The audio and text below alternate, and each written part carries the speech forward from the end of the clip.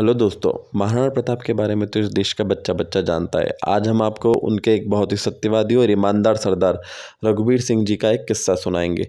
तो चलिए सबसे पहले इस वीडियो को लाइक कीजिए, सब्सक्राइब कीजिए और नोटिफिकेशन बेल को दबा दीजिए। रघुवीर सिंह जी बहुत ही सत्यवादी और ईमानदार सरदार थे। मुगल सेनापति ने उनके सर पर इनाम रखा हुआ था कि जो भी मुगल सैनिक और गांव वाला उनको पकड़वाने में मदद करेगा या उनकी खबर देगा, उसे बहुत सारी स्वर्ण की मुद्राएं दी जाएंगी।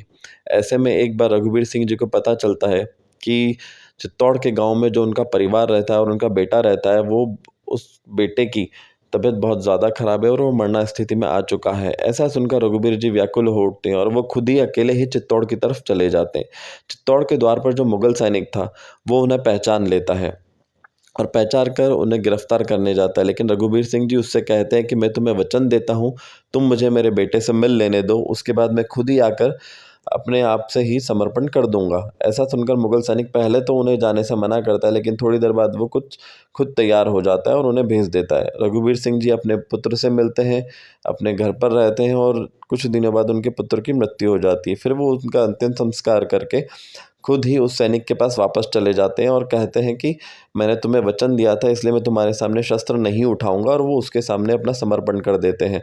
उनकी ये सत्यवादिता और ईमानदारी देखकर वो जो सैनिक है, वो खुद ही उसका हृदय परिवर्तन हो जाता है और वो रघुवीर सिंह जी को खुद ही छोड़ देता है और उन्हें जाने देता है। ऐसा कहकर रघुवीर सिंह जी उसके कहते हैं कि मैं तुम्हें वचन देता हूँ कि तुम अभी मेरे काम आए हो, आगे चलकर मैं भी तुम्हारे कभी ना कभी किसी काम आऊँगा।